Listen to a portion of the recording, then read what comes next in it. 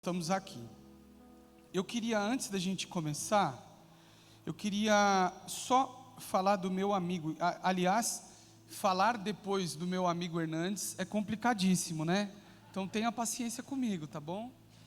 Antes dele pregar, eu falei assim, ó, você não pegou o sermão que eu ia usar, não, né? Aí ele falou, não, fica tranquilo. Eu falei, então tá bom. Deixa eu falar do meu amigo Hernandes aqui, que ele pediu. Ele deixou com a gente, está com a gente aqui, toda a parte de livros dele, né? Hernandes hoje que tem mais de 200 títulos escritos, e ele deixou uma parte com a gente. Então você adquirindo os livros, você está abençoando demais o ministério do pastor Hernandes, e ele deixou alguns aqui interessantes, né? Ele deixou conselhos para a família, muito bacana, e esses aqui eu posso dar para vocês. Deixou aqui o novo dele que saiu agora, Os Milagres de Jesus. Esse também é novo, que ele fez em parceria com o pastor Arival, que é Avivamento, um título abençoado. E também deixou a Bíblia para as crianças, né? Aliás, eu percebi durante da sua ministração, que quando ele falou de filhos, mexeu muito com a gente, né? Quem é pai de adolescente aqui, em nome de Jesus? Você vai para o céu direto, sem escala. Glória a Deus. Eu também aqui orei e chorei pelas minhas filhas. A gente tem orado muito, né? Eu sou casado com a Juliana, que está aqui comigo. Ela pode ficar de pé, essa menina linda, maravilhosa. Fica de pé. Você pode dar uma salva de palmas para ela?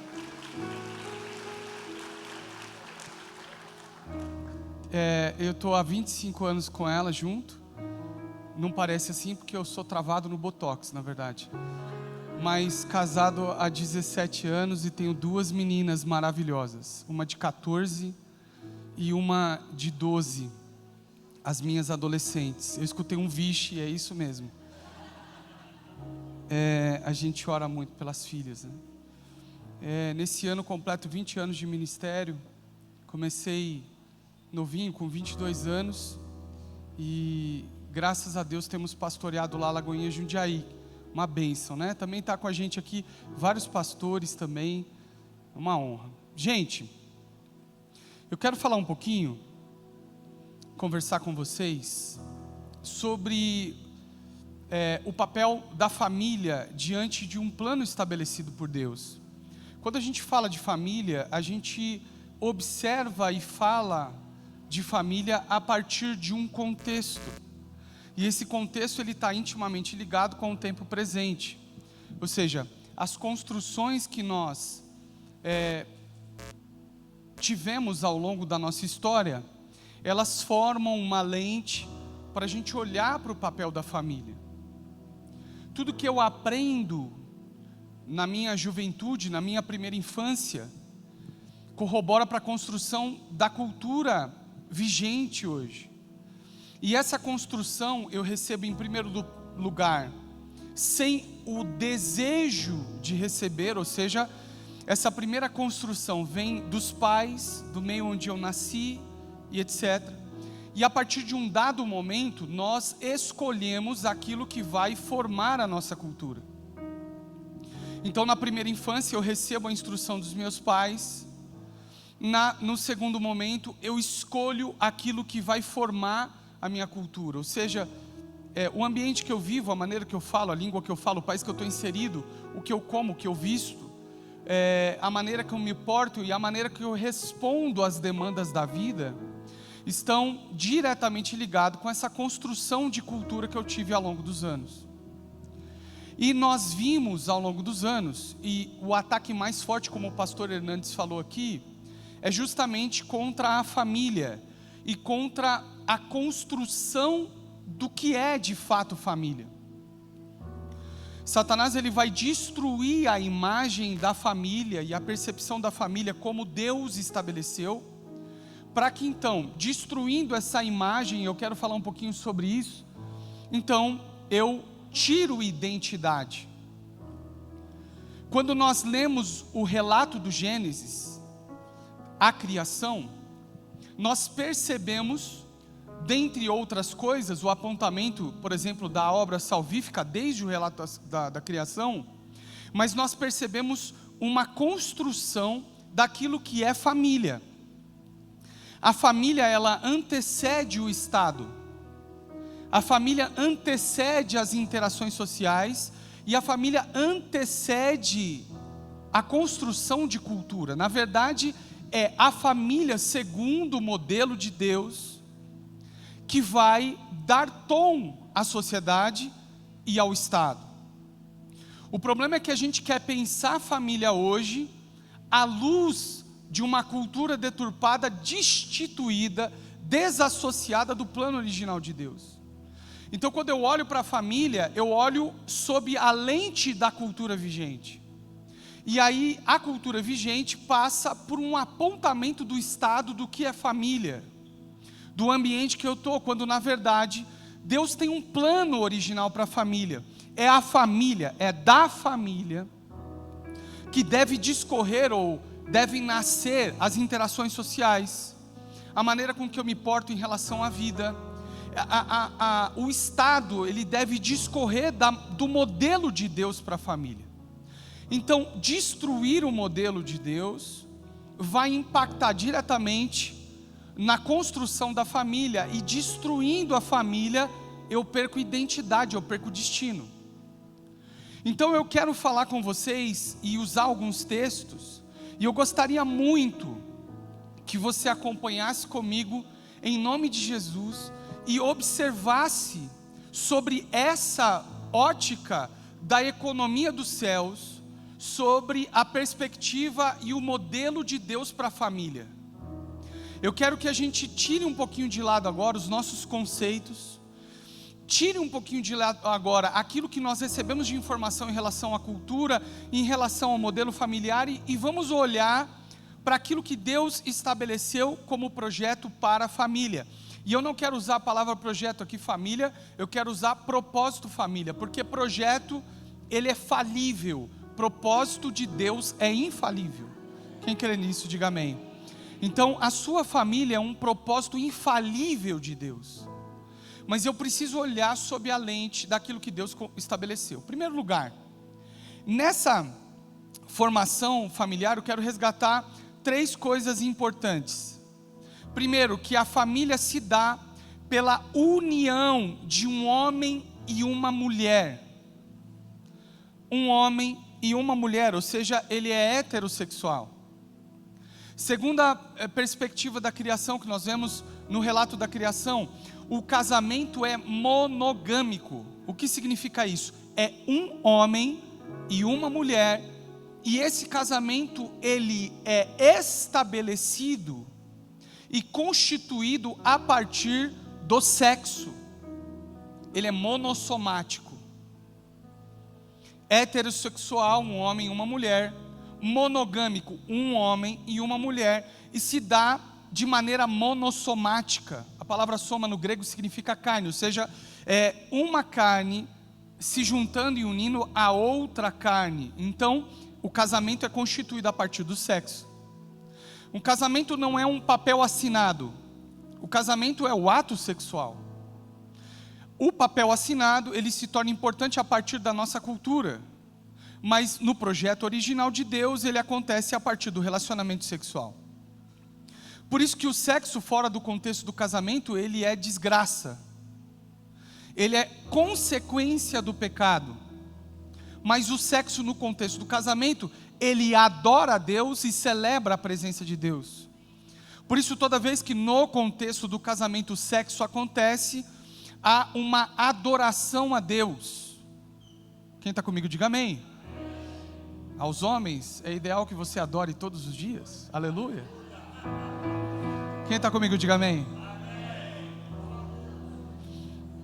Vocês estão aí, vocês estão me ouvindo bem? O cara já dá um glória a Deus ali, estou vendo.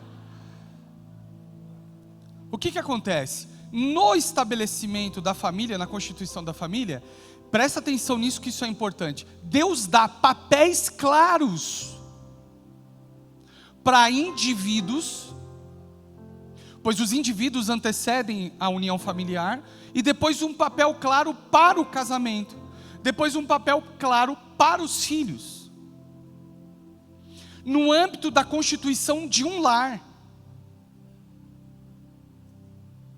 Quando Deus cria todas as coisas, Ele está estabelecendo um lar, e esse lar hoje não tem a ver com logrador ou com CEP, com endereço, mas esse lar constituído por Deus tem a ver com a presença manifesta de Deus e um filho rendido aos seus pés, depois da constituição familiar. Quando o diabo ele ataca essa instituição, ele vai desconfigurar papéis individuais, família e o provedor e a imagem do lar. Deus fez o homem à imagem e semelhança da Trindade. Façamos o homem à imagem e semelhança de Deus. Isso significa saber que Deus não me fez conforme a sua semelhança física, mas segundo os seus atributos. E Ele constitui homem e mulher segundo essa imagem. E dá papéis claros e distintos. E eu queria que você, por favor, tomasse nota. Eu quero falar desses papéis, para depois falar sobre a destruição desses papéis e dessa imagem, e aonde nós chegamos hoje como família. Em primeiro lugar, eu quero falar sobre o papel do homem.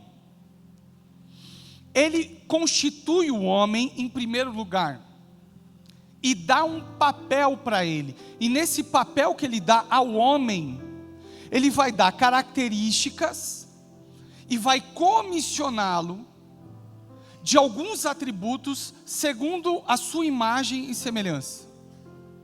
Aos homens, ele vai falar a seguinte palavra, Gênesis capítulo 1, no versículo 26, ele diz assim: domine ele. Quem que pode pôr o texto para mim aí, por favor, na tela? Gênesis 1, 26, já está lá? Então eu vou abrir aqui para eu ler, tá? Gênesis 1, 26. Ele diz assim. Ah, beleza, obrigado. Não consigo ler por causa da luz, eu vou ler aqui, ó. Depois disse Deus: façamos o ser humano a nossa imagem, a nossa semelhança, que ele domine sobre os animais marinhos, sobre as aves dos céus, sobre os animais domésticos da terra e sobre os répteis que se movem pelo chão. Há um papel designado ao homem como primazia na criação, e esse papel é domínio e governo. Deus dá atribuição ao homem no papel individual do homem, domínio e governo. Preste atenção que isso é importante. Deus faz todas as coisas nessa constituição de lar, aonde Deus está, aonde o homem está, e dá ao homem o domínio e o governo sobre a sua criação. Compete ao homem governar, compete ao homem dominar. E essa criação, em todo o relato da criação, diz a palavra de Deus que Deus faz e diz, viu que era bom. O que significa isso? Esse domínio e esse governo também me leva a compreender que Deus não só entrega essa responsabilidade a mim, como também Ele confia na capacidade do homem de governar e dominar. Porque tudo que é bom que Ele fez, Ele entrega como comissão ao homem do seu governo, do seu domínio.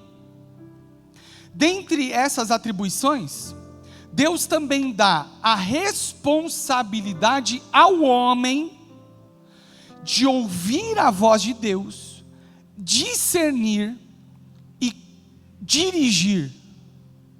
Vou repetir: domínio e governo. Toda a criação boa Ele entrega ao homem para dominar e governar.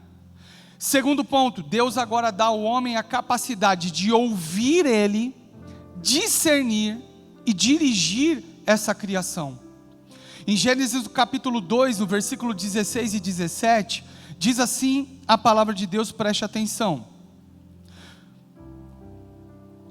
e deu-lhe a seguinte ordem: você pode comer de toda a árvore que está no jardim, mas não coma da árvore do conhecimento do bem e do mal, porque do dia em que dela comer, ou comer dessa fruta, certamente você morrerá.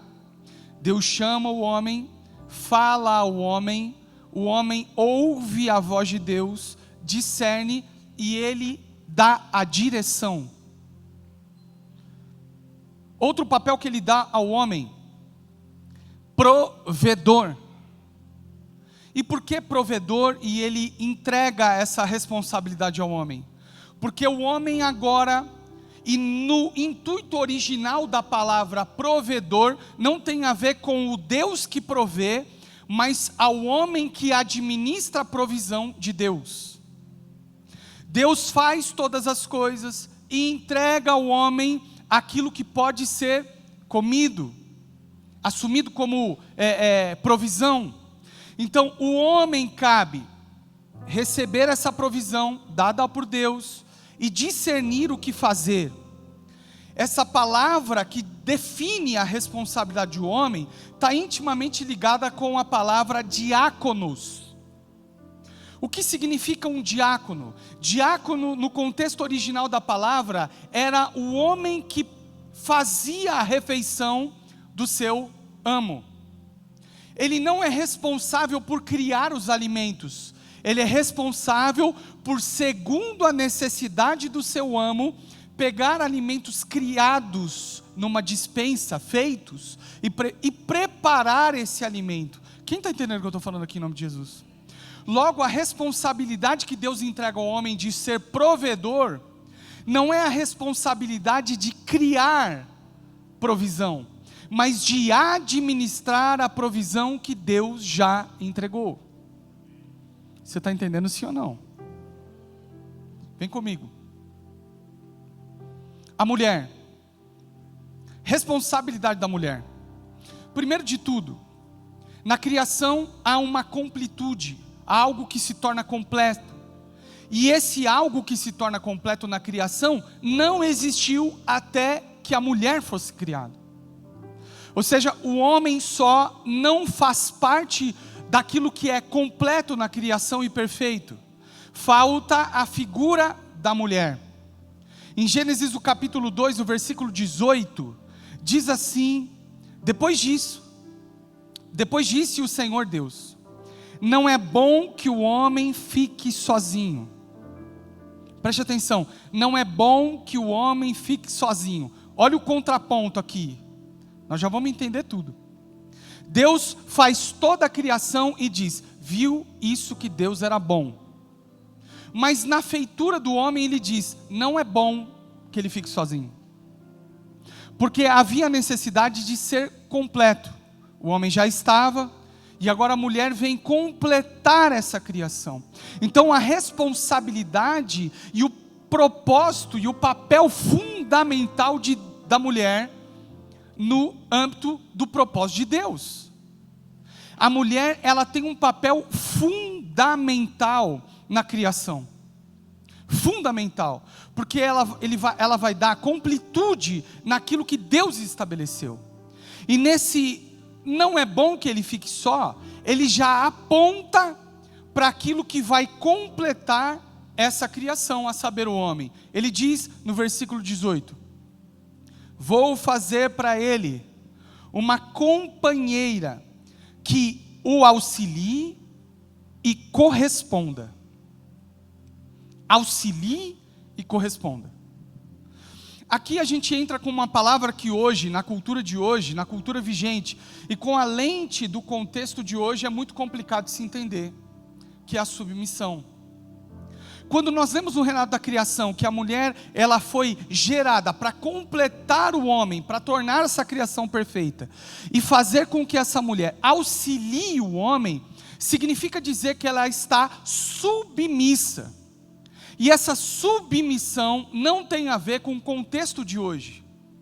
Essa submissão significa que há uma missão entregue primordialmente ao homem, e que a mulher agora, no papel de auxílio e de completar essa criação, está submissa a essa mesma missão. Então a mulher, não é, Ellen? Oh, aleluia. Então a mulher não é submissa ao homem no que tange ao homem mandar e governar sobre ela, mas ela está submissa à missão original de Deus. E quando Deus diz para o homem, governe, domine, e se você for ler lá, ele vai colocar debaixo desse governo e domínio toda a criação humana, menos a mulher. Então o homem não governa sobre a mulher, o homem governa sobre as coisas criadas, e a mulher, debaixo dessa mesma missão, governa juntamente com o homem tudo que foi criado e gerado. Alguém entendeu o que eu falei aqui em nome de Jesus? Então o homem não manda na mulher, o homem não governa a mulher, o homem governa a criação, e a mulher, debaixo dessa mesma missão, governa junto com o homem todas as coisas criadas. Só que o papel da mulher não foi, preste atenção, governar e dirigir o homem também. Quem está comigo, diga amém. Não foi. A missão da mulher é ser auxiliadora e completar a visão do homem. Ou seja, o homem chega para fazer, e a mulher, quando chega, ela olha tudo aquilo e ela auxilia na tomada de direção, na decisão. Não cabe à mulher, no papel familiar original de Deus, ouvir o Senhor, discernir e dirigir. A responsabilidade é do homem, ouvir, discernir e dirigir, e a mulher auxiliar na tomada dessa decisão. Quem está entendendo o que eu estou pregando aqui em nome de Jesus? Está claro, sim ou não? Terceiro propósito da mulher e comissão da mulher: correspondência. Alguém que lhe auxilie e lhe corresponda. Por quê? Porque o homem não é suficiente em si. A mulher vem para completar essa criação, para que ela haja em correspondência. Todos nós somos criados e gerados para relacionar. Por isso que o apóstolo Paulo fala em 1 Coríntios, no capítulo 7, que o prazer do homem está no corpo da sua mulher, e o prazer da mulher está no corpo do homem. Ou seja, o corpo do homem não é do homem, é da mulher, e o corpo da mulher não é da mulher, é do homem, porque há uma necessidade, uma correspondência. Quem está entendendo o que eu estou pregando aqui, diga amém. Isso faz parte do projeto de criação. Quando Deus cria, eu estou com vontade de levantar, não sou muito de ficar sentado. Já percebeu, sim ou não? Quando Deus cria e vai criando, trazendo à existência as coisas, tudo que Ele precisava no dia 2 para criar, ou seja, toda a sua fonte de criação do dia 2 já tinha sido feito no dia 1. Do dia 3 já tinha sido feito no dia 2. Do dia 4 já tinha sido feito no dia 3. Porque é uma relação de correspondência e codependência. Ele cria do nada as águas, mas das águas Ele cria os peixes. Quem está entendendo o que eu estou falando aqui em nome de Jesus? Essa correlação de dependência e correspondência aponta diretamente para Deus. Aquilo que eu preciso no suprimento das minhas necessidades e carências pode ser perfeitamente encontrado na vida da mulher. E o que o homem precisa e que a mulher precisa, por sua vez, pode ser perfeitamente encontrado no homem, e ambos apontam para Deus. Por isso que Deus cria as águas, das águas os peixes, Deus cria o corpo da terra, e a vida do homem não sai da terra, sai da boca de Deus. Relação de interdependência e correlação de correspondência. Quem está entendendo o que eu estou pregando aqui em nome de Jesus? Ao casal, ele também dá um papel agora na formação familiar. E eu quero que você leia comigo aqui no versículo 28 do capítulo 1. Quem pode ler para mim aí? 28:1. Quem pode ler numa voz alta e bonita aí? Pode ler para mim, está aí no telão. 1:28. Me ajuda aí, gente. Eu não consigo ler para trás, vou ter que abrir aqui. Vou abrir.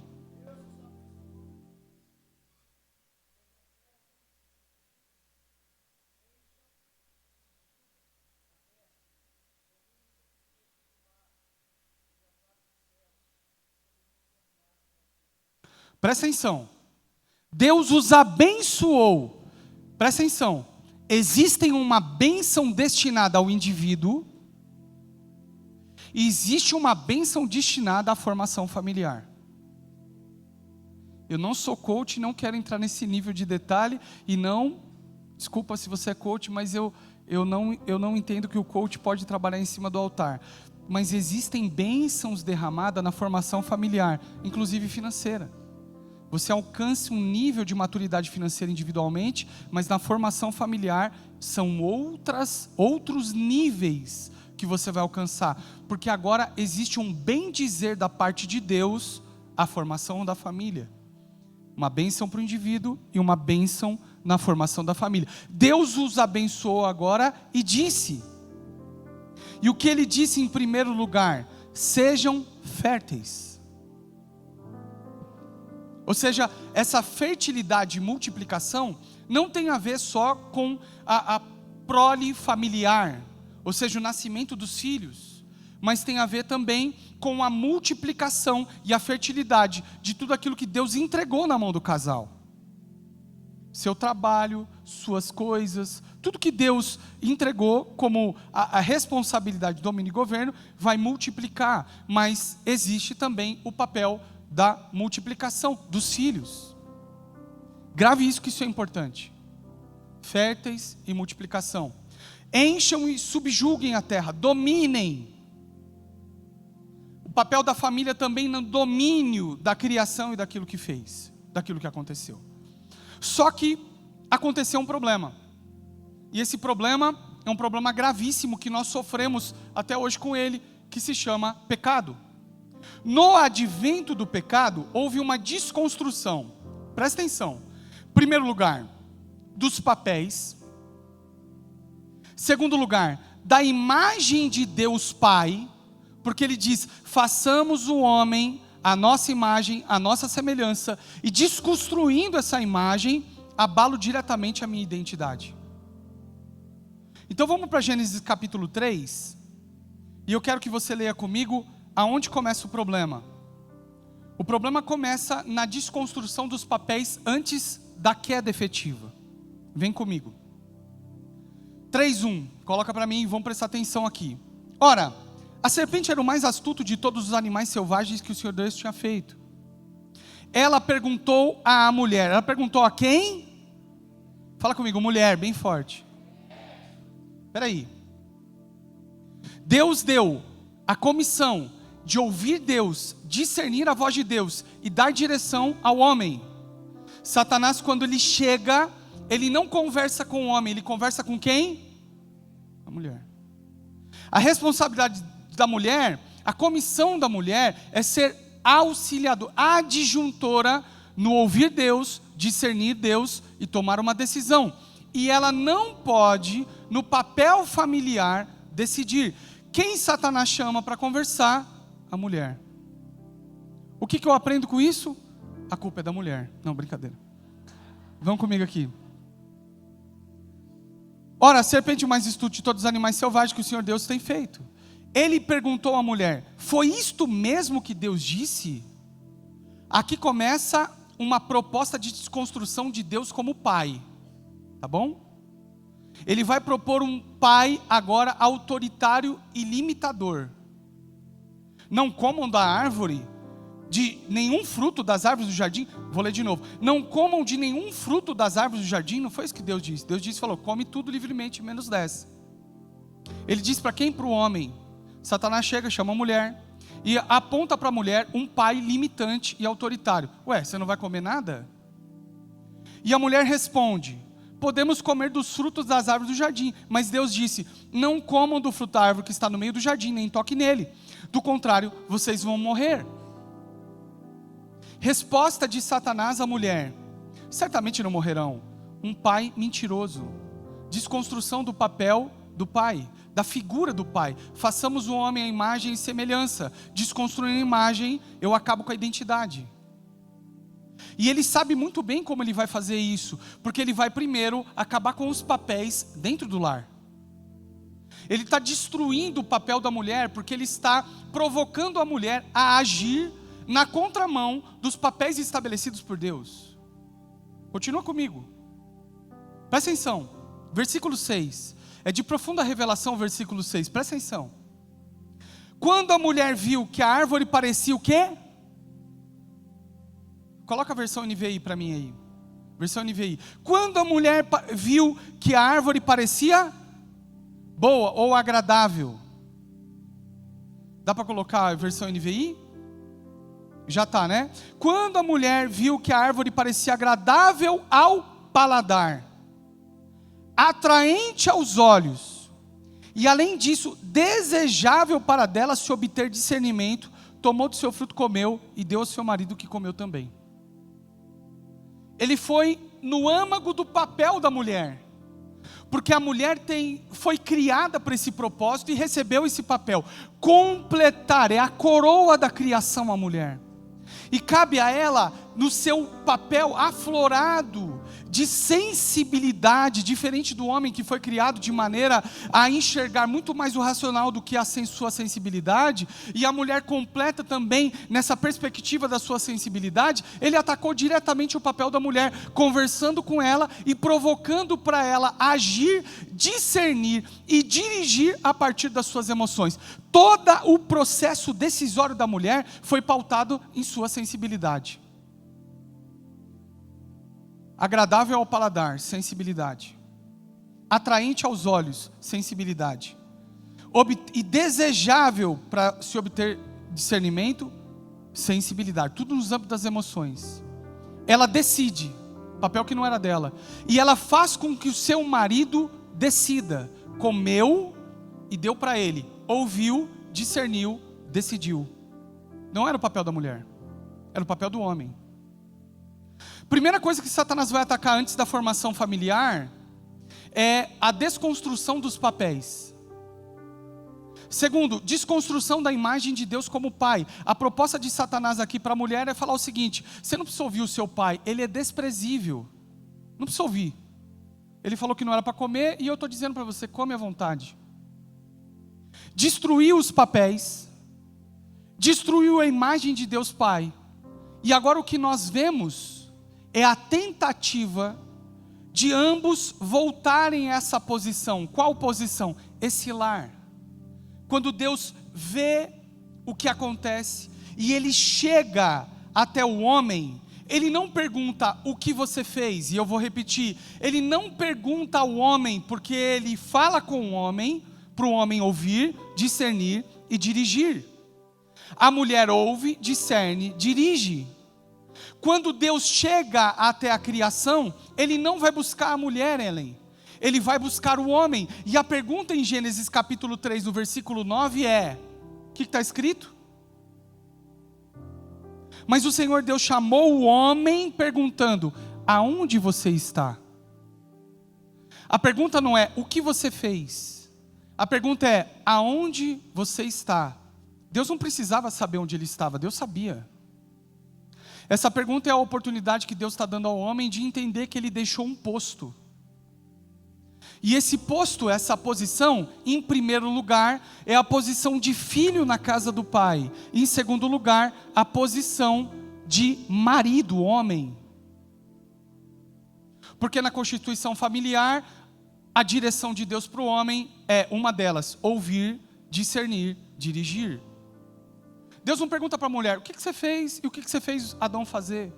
A responsabilidade e a culpa era do homem. Quem está entendendo que eu estou pregando aqui em nome de Jesus? Por isso que a pergunta onde você está faz todo sentido e é muito importante.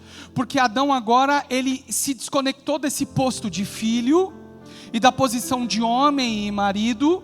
E agora o que nós vemos a partir daí é uma tentativa de voltar ao posto. Primeira parte da história, nós vamos ver o homem tentando voltar a essa posição através e por meio da opressão. O homem tenta recuperar sua posição de marido, de homem, de filho, oprimindo a sua mulher. Então, algo muito forte acontece. E nós vemos o papel do machismo, ele se levantando, e um papel disfuncional por conta da tentativa de um homem voltar a esse posto. Mas num dado momento, esse jogo vira. E a partir de algumas datas importantíssimas da história, nós vemos a mulher agora tentando reocupar esse papel de ser protegida, de ser submissa a essa missão, através de um movimento, desculpa, eu vou falar aqui, feminista. Tanto o machismo quanto o feminismo é do diabo. Porque por meio da opressão e de um sistema cultural, e de um sistema vigente nos dias de hoje, tenta por meio da opressão, voltar a uma posição. O homem tenta recuperar sua posição e oprime a mulher. E agora, a mulher tentando ocupar um posto e uma posição, oprime e entra num sistema cultural que destrói e corrompe a sua posição.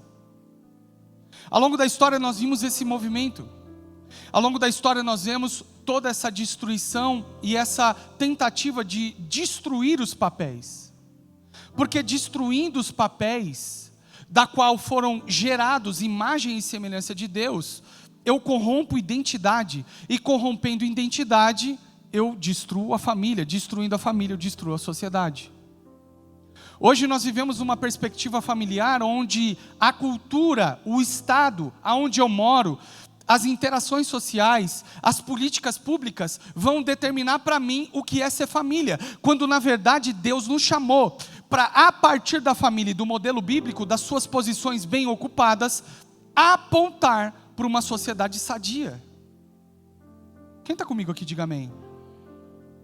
Por isso que nós vemos esse desbalanço acontecer e reflete diretamente nos filhos, como consequência das posições. Meu irmão, eu não quero agredir aqui absolutamente nada nem ninguém, mas eu preciso falar. Quem está comigo aqui, diga amém. Posso falar sim ou não? Ainda que você falasse não, eu ia falar. Essa corrupção da imagem e dos papéis trouxe uma nova identidade para nós. E essa nova identidade não tem a ver com a identidade que Deus criou para mim e para você. Essa identidade, ela está dando um fruto, e esse fruto são filhos observando papéis desbalanceados. Até hoje nós vemos o homem tentando voltar à sua posição através da opressão, da violência e de tudo que existe que é abominável. Mas nós também vemos mulheres sendo moldadas e instruídas, segundo o contexto vigente, para ocupar posição que não foi chamado e, consequentemente, uma herança enferma e doente. Os filhos pagando um preço altíssimo. Eu não estou falando aqui de papel social. A mulher pode trabalhar, ganhar muito mais que o homem e ser provedora do lar, porque a provedora não está para a fonte de recurso que entra, mas no papel de, a partir da fonte de recurso que entra, tomar decisões e direções para a família. Isso nunca mudou, é do homem. Nós vemos homens cada vez mais feminilizados, deixando de ocupar sua posição de direção, de governo, de discernir, de proteção, de dar direção, de dar segurança, e mulheres cansadas, esgotadas, porque estão fazendo esse papel. As mulheres estão esgotadas no seu papel, porque elas estão ocupando uma posição que nunca foi proposta para ela e nem desenhada para ela, e isso está trazendo insegurança, cansaço emocional, deturpação na identidade. Nós vimos isso ao longo de toda a humanidade. Se nós traçarmos uma linha histórica aqui, e você vê esse movimento entre homem e mulher acontecendo ao longo dessa linha histórica, você vai ver, ora o homem agindo de maneira opressora, ora a mulher ocupando o posto que não foi chamado, e sempre há gerações pagando o preço. O que Deus deseja para nós? Em primeiro lugar, restaurar a imagem de pai. Quando eu entrego a minha vida a Cristo Jesus, e quando eu recebo o Espírito Santo por meio do batismo, e esse batismo não é algo que promove línguas, rodar no mistério, sapatear no fogo. O batismo com o Espírito Santo acontece quando eu entrego a minha vida a Jesus. E a partir do momento que eu entrego a minha vida a Jesus, e Ele habita em mim, o seu primeiro papel e fundamental é convencer o homem do pecado, da justiça e do juízo, e tornar o homem segundo a imagem do seu Filho. Então o Espírito Santo em mim vai trabalhar no indivíduo para restaurar a imagem de filho e me conduzir ao posto que me coloca junto com o Pai. Ele restabelece a imagem de Deus Pai, eu como filho, e eu agora estou nesse lar. A partir de um indivíduo restaurado, agora eu posso falar então da celebração de uma família. A celebração de uma família deve acontecer por meio de dois indivíduos restaurados na sua imagem de filho. E qual o problema que nós implicamos nos dias de hoje, até mesmo dentro da igreja? Em primeiro lugar, que nós não temos a imagem exata do Pai. Nós estamos ainda meio nebulosos, tentando construir uma imagem de Pai, segundo a cultura vigente, segundo a nossa formação cultural. E o Estado e a cultura jamais pode apontar para um Deus Pai. Segundo lugar, as nossas propostas de formação familiar são espiritualizadas, ao invés de ser espirituais. Nós estamos esperando um profeta chegar e falar: eis que eu te digo que você é para casar com você. E ao longo desses 20 anos de ministério, o que eu mais percebi foram pessoas que mesmo no âmbito cristão, no seio da família cristã, dentro da igreja, sofrem exacerbadamente por conta de uma espiritualidade rasa. Não, mas Deus me disse que era ela prometida. E a avaliação de quem eu devo casar não pode ser de responsabilidade de um profeta, de um pastor, de um líder, mas de um indivíduo sarado, na sua imagem de filho, no seu relacionamento com Deus Pai, na casa de Deus, que vai observar uma mulher sarada, restaurada, no seu papel de filha, no lar, junto com o seu Deus, com o seu Pai. E então, nessa observância, a formação familiar. Nós estamos formando família por sensações. Nós formamos família por aquilo que sentimos. Deus nunca disse isso. O apóstolo Paulo escreve a carta de Coríntios, e o ápice da carta, no capítulo 13, tão conhecido, tem até música gravada.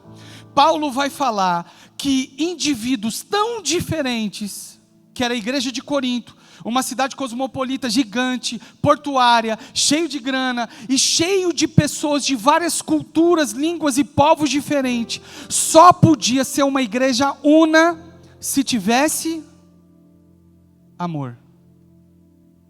Só que o amor proposto da carta, do capítulo 13, desse auge da carta, não tem a ver com o sentimento. Em 1 Coríntios, no capítulo 13, eu queria que você abrisse comigo, ele vai dizer o seguinte, preste atenção. 1 Coríntios, capítulo 13, ele vai falar assim: ainda que eu fale a língua dos homens e dos anjos, se não tiver amor, serei como o sino que ressoa, como o prato que retine. Ainda que eu tenha o dom da profecia, sabe todos os mistérios e conhecimento, e tenha uma fé capaz de mover montanhas, se não tiver amor, nada serei. O amor não é uma proposta religiosa. Ele continua: ainda que eu dê tudo aos pobres, tudo que eu possuo, e entrego o meu corpo para ser queimado, se eu não tiver amor, nada disso me valerá. O amor não é uma decisão, o amor não é uma atitude. Eu posso estar no contexto religioso, eu posso entregar tudo que eu tenho, uma atitude, eu posso tomar a decisão de entregar meu corpo para ser queimado aos pobres, mas mesmo assim fazer sem amor. Amor não é proposta religiosa, amor não é atitude, amor não é decisão. Ele continua: o amor é paciente, o amor é bondoso, não inveja, não se vangloria, não se orgulha, não maltrata, não procura os seus interesses, não se ira facilmente, não guarda rancor. O amor não se alegra com a injustiça, mas se alegra com a verdade. Tudo sofre, tudo crê, tudo espera, tudo suporta. O amor nunca perece. Mas a proposta religiosa desaparece, mas as profecias desaparecerão, as línguas cessarão, o conhecimento passará. Pois em parte o conhecemos e em parte profetizamos. Quando porém vier o que é perfeito, o que é imperfeito desaparecerá. Quando eu era menino, falava como menino, pensava como menino, raciocinava como menino. Quando me tornei homem, deixei para trás todas as coisas de menino. O que ele está dizendo? O amor não é uma proposta religiosa, o amor não é uma decisão, o amor não é atitude, o amor não é um sentimento. O amor é a presença de Deus. é o próprio Deus. Em partes eu vejo, em partes eu profetizo, mas vai chegar uma hora que eu vou ver face a face. Quando eu era menino, eu vi as coisas dessa maneira. O que ele está dizendo? A unidade de uma igreja tão distinta, com pensamentos tão diferentes, com cultura tão diferentes, só pode existir, não por meio de sensações, decisões, religião, somente pela presença de Deus. Um casamento só vai existir, não é por uma decisão, não é por uma atitude, não é por uma proposta religiosa, não é pelas emoções, somente pela presença de Deus.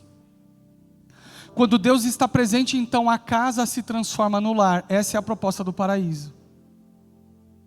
Deus, ele forma um lar, e o pecado me tira, primeiro, do posto da casa do pai, de filho.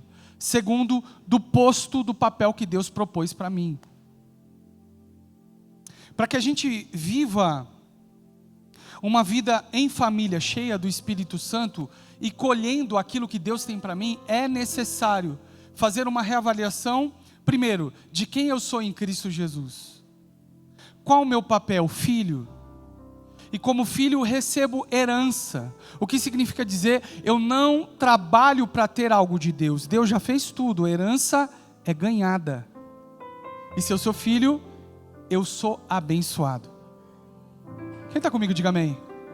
E se eu sou abençoado nesse papel de filho, eu estou com vontade de sair correndo daqui, então eu ocupo um papel e uma posição na casa do Pai, nesse lar, que não é um logradouro, não é um endereço, não é um CEP, não é uma estrutura física, é o lugar onde eu e Deus estamos, Deus e eu.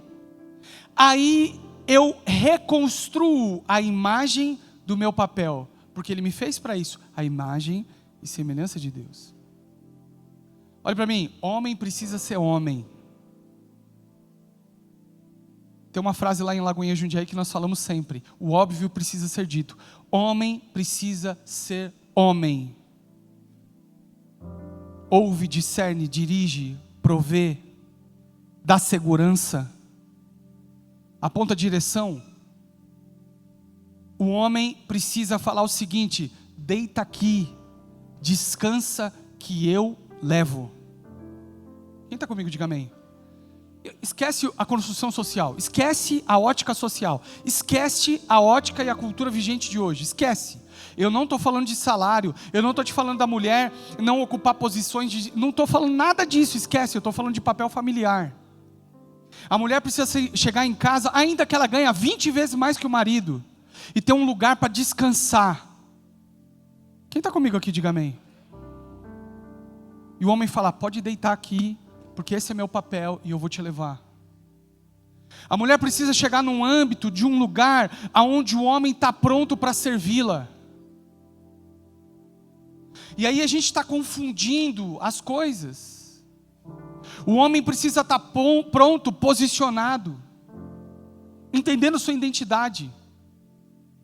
Porque a gente confunde a proposta cristã com a proposta do pacifista.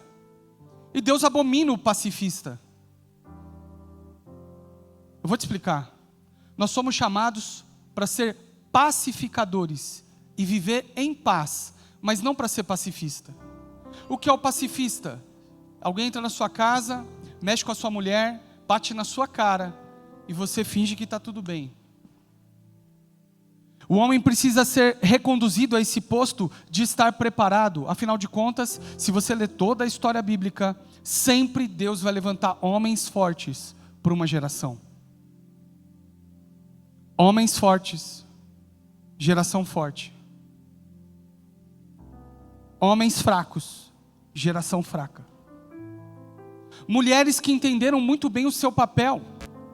O seu papel de ser adjuntora, auxiliadora, de ser a parte sensível e de sensibilidade, de enxergar além do trivial,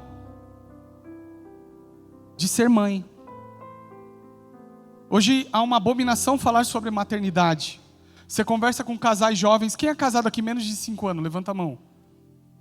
Menos de 5 anos. Se você perguntar Em nome de Jesus, esses casais aqui não. Mas se você perguntar para 90% dos casais com menos de 5 anos, eles não querem ter mais filhos. Porque há uma visão aculturada e social da família. Ah, você não tem dinheiro para cuidar. Deixa eu dizer algo para você importantíssimo, que talvez o americano entendeu, e talvez o islamista entendeu, que é bênção destinadas a filhos. Uma bênção para o indivíduo, uma bênção na formação familiar e uma bênção para os filhos. Quem está comigo, diga amém. O americano entendeu, ele tem um monte de filho, o americano raiz. O islamista também. Quem está comigo, diga amém.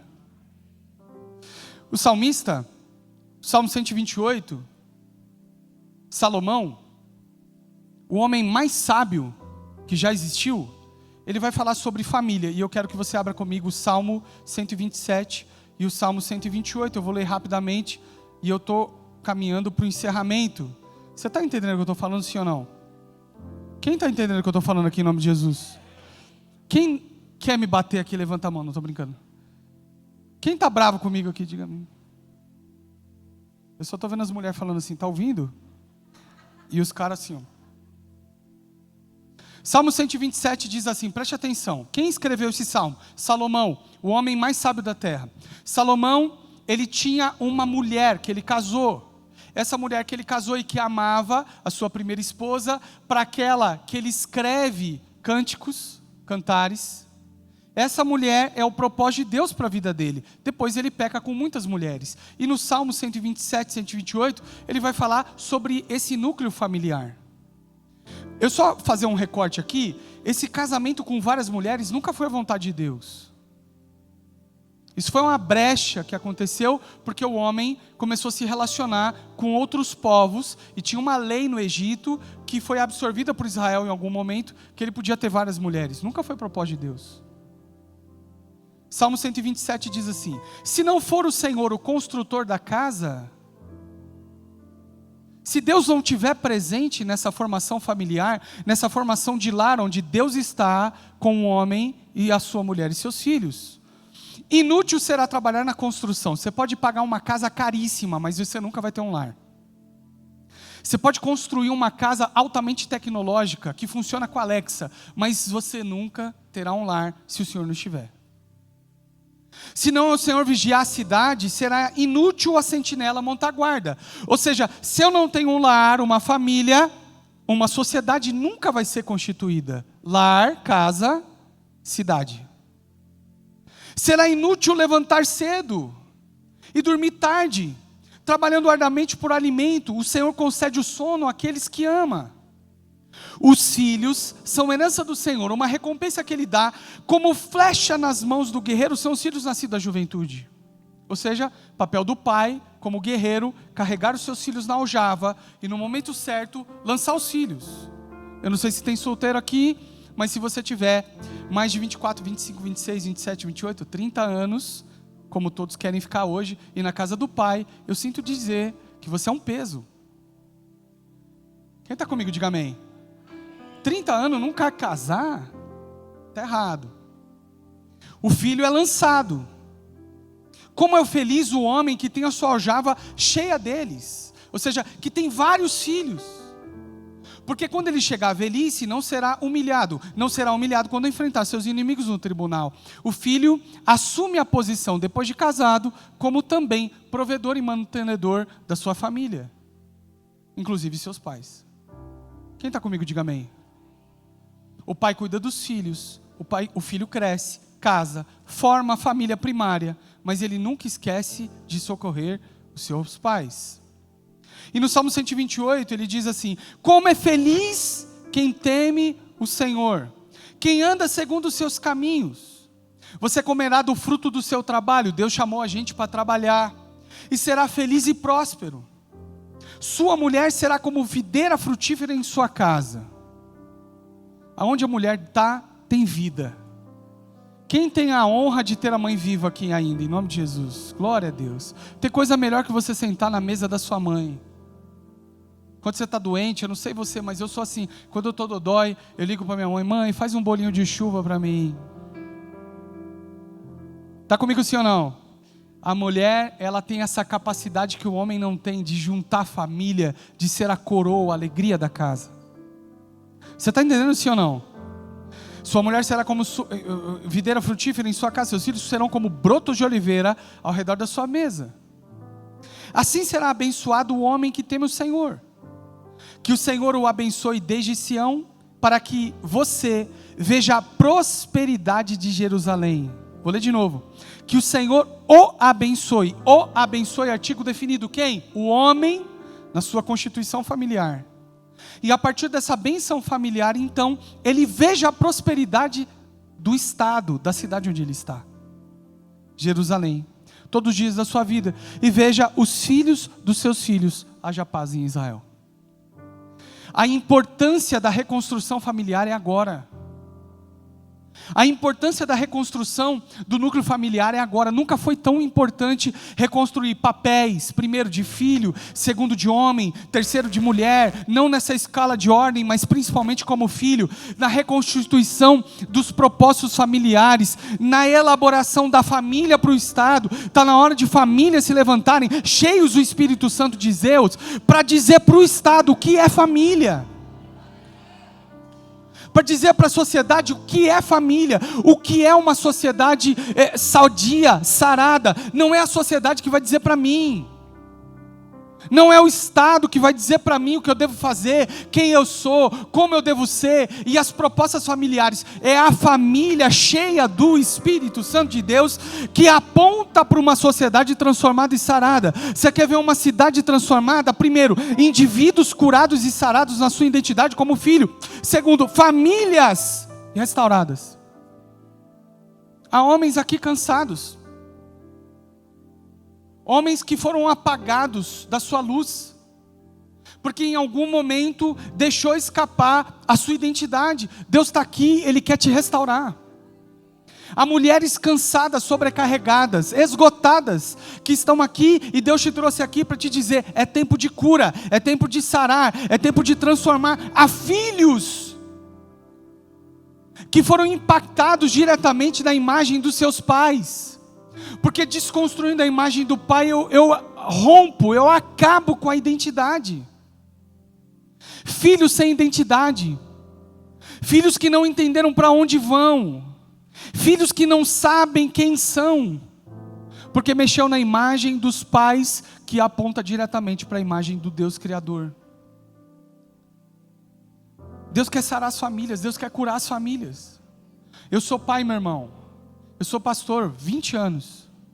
Minha esposa está aqui, eu tenho 2 filhas adolescentes. Elas precisam de Jesus desesperadamente. Elas precisam, criadas na igreja, nasceram na igreja, cresceram na igreja. Quando é pequenininho é muito fácil, você põe no colo, leva para a igreja, leva para a escolinha. Mas quando chega na fase da adolescência, é outra pessoa, você nunca conheceu. Quem está comigo, diga amém. Alguém mais passa por isso aqui ou só eu? Senão eu vou baixar a mão, estou com vergonha. Chega na adolescência, elas não sabem quem são, porque Satanás vai mexer diretamente na imagem dos pais para corromper a identidade. E se ela chega no lar, tem a imagem fora do seu papel de posição. Desculpa, eu vou falar algo muito forte aqui, eu não quero te agredir, mas eu estou falando contra um sistema que nós estamos vivendo. Se os filhos chegam em casa e tem um pai banana e uma mulher controladora, acabou com a identidade do filho. Ele não sabe quem ele é. Você está comigo sim ou não? O menino olha para o pai e o pai, é um banana que não entendeu a sua responsabilidade, que não entendeu o seu papel. O filho olha aquilo e ele não sabe quem ele é. Isso vai mexer e impactar diretamente com a sexualidade dele. Quem está entendendo que eu estou pregando aqui em nome de Jesus? Uma mulher controladora, uma mulher que manda, que grita, que esbraveja, que faz e acontece. O menino olha para isso e ele coloca essa imagem de retraído. E ele entende o seu papel da desfunção da imagem do pai e da mãe. E ele vai crescer e vai ser um homem no lar que vai sobrecarregar a esposa dele, ele vai buscar uma mãe e não uma mulher. A mãe que vai ter que dizer para ele o que ele faz no casamento. Casamento disfuncional, destruiu a família. Quem está entendendo? Diga amém. A menina que olha para o pai que está acovardado, ou um pai opressor, um pai que agride, um pai que bate, um pai que saiu do seu papel, ela olha aquilo e fala: eu não quero me relacionar com um homem assim. Desconstrução da identidade, porque mexeu com a imagem dos pais, que apontam para Deus, relação de correspondência. Aí corrompeu a imagem do pai, a menina olha e fala: eu acho que me relacionar com outra mulher é melhor, porque com um homem assim eu não quero. Quem está comigo aqui, diga amém. É muito complicado pregar isso. Está transmitindo? Cadê Ellen? Está transmitindo? Tá? Glória a Deus. Quem está comigo, diga amém. E aí você tem filhos disfuncionais que vão crescer sendo adultos disfuncionais. E por consequente, uma sociedade disfuncional. O diabo ganhou a batalha. Eu tenho vou fazer 42 anos. Eu nasci e fui criado por pais cristãos. Minha bisavó plantou uma igreja numa cidade chamada Pirajuí, aqui no estado de São Paulo. Alguém conhece Pirajuí? Conhece? Foi de lá que eu importei minha esposa. Milagre. Maravilhoso. Uma cidade, você entra na cidade, está escrito bem-vindo, você olha no retrovisor, volte sempre. Meu avô pastor, meus pais pastores. Eu cresci na casa dos meus pais, ouvindo falar de igreja. Ranço que eu tinha de igreja. Na minha infância, eu fui criado segundo os princípios cristãos. Quando cheguei em minha adolescência, essa desconstrução que eu via do meu pai, das disfuncionalidades, me fez decidir em rebeldia. Porque o filho se rebela primeiro contra a imagem da autoridade, por sua rebeldia contra Deus. Saí dos caminhos do Senhor estando na igreja. Me afundei em várias coisas erradas. Quem está comigo, diga amém. Então, não é o ir à igreja, é o reconstruir o meu papel de filho. Essa sociedade que a gente vive hoje é a sociedade que eu chamo, que eu cometi um erro terrível como pai e como pais, que eu falei assim: amor, vamos ser diferente dos nossos pais? Diferente em que sentido? Vamos tentar dar para os nossos filhos aquilo que os nossos pais nunca deram? Nosso erro. Porque ser diferente dos meus pais, eu podia ser no que tange a figura de relacionamento com Deus. Eu podia agir em sabedoria, não errando como eles erraram, mas eu quis ser mais bonzinho do que Deus. Eu quis dar aos meus filhos, às minhas filhas, o que eu nunca recebi. As minhas filhas são maravilhosas, lindas, mas é uma geração mimada. Tem tudo. O primeiro McDonald's que eu comi eu tinha 12 anos. O primeiro tênis de marca que eu tive na minha vida eu tinha 18 anos. Eu comecei a trabalhar com 12 anos. Minhas filhas têm 20 par de tênis. E eu não consigo conceber um par de tênis sujo. Elas chutam tudo. Fica tudo largado. Mas porque nunca tiveram ausência de nada. Olhe para mim, pai e mãe. Você não foi chamado para prover tudo. Você foi chamado para dar destino. E esse destino tem a ver com o seu relacionamento com Deus. Quem está entendendo que eu estou pregando aqui em nome de Jesus? Amém? Então, a proposta que eu quero fazer hoje não é uma proposta social. E nem um modelo de como deve ser uma família. O que eu quero trazer para a nossa reflexão hoje e para a sua decisão hoje é voltar para a casa do Pai. É você falar: Deus, eu preciso voltar para a tua casa. E voltar para casa, meu irmão, não tem a ver com um modelo religioso, tem a ver com um relacionamento. Você pode estar aqui na religião, ser um líder da igreja, fazer alguma atividade na igreja e ainda assim estar fora da casa do Pai. Você está com a sua imagem de filho deturpada porque mexeu com a figura do Pai. Talvez você teve um pai ausente, duro, tantas coisas, e isso destruiu e deturpou a imagem de Deus como Pai. Tem gente que está aqui que não consegue chamar Deus de Pai, porque saiu desse local. A religião ela pode até me aproximar desse local, mas ela não me leva para esse local. Ela apresenta a casa, mas você fica na porta. Jesus está aqui para restaurar essa imagem de filho. Ele está te chamando, vamos para casa. Deixa eu ser seu pai. Deixa eu reconstruir essa imagem do provedor, daquele que dá destino, daquele que não mente.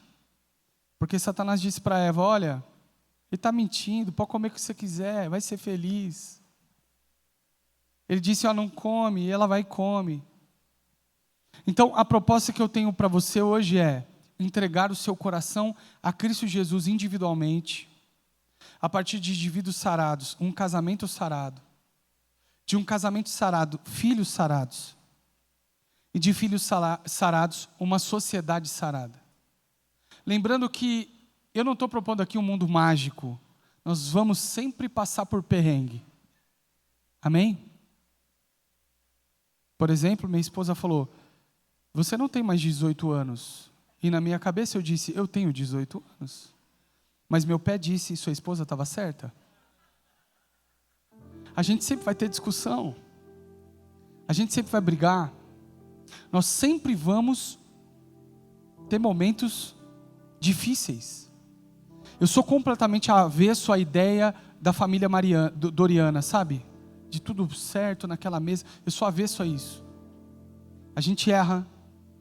Nós complicamos tudo às vezes, mas se Deus estiver no lar, tudo será diferente.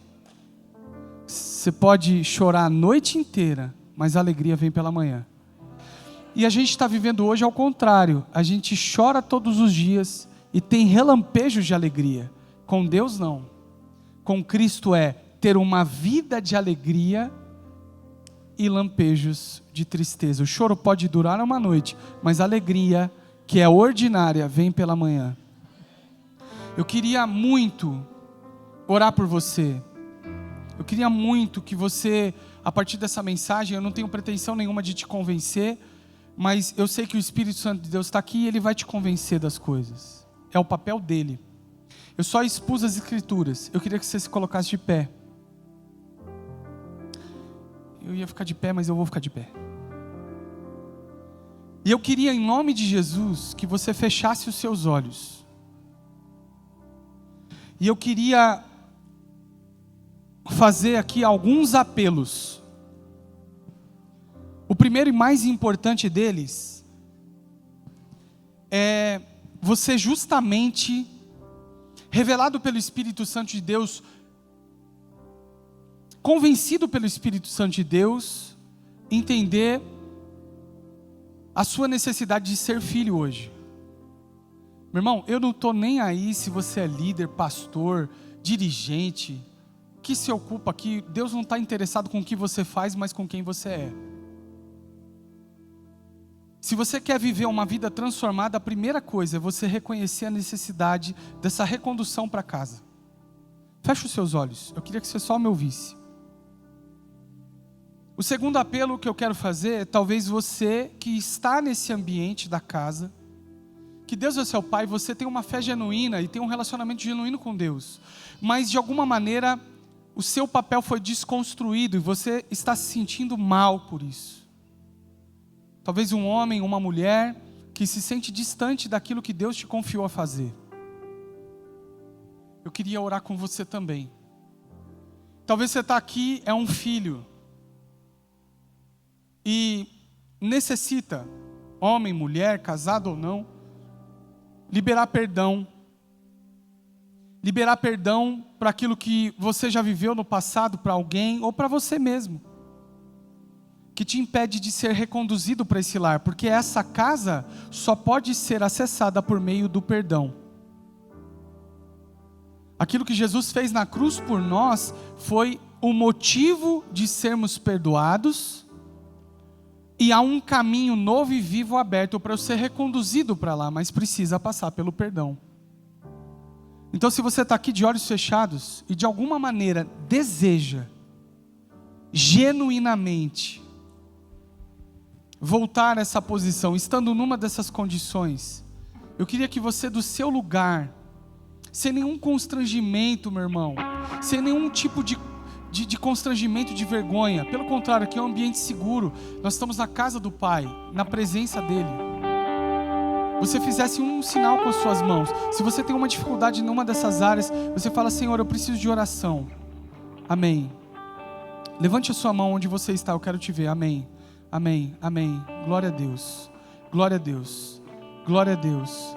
Você que levantou uma das suas mãos, eu queria muito que você viesse aqui à frente, eu quero orar com você. Não se constranja, por favor, pode vir.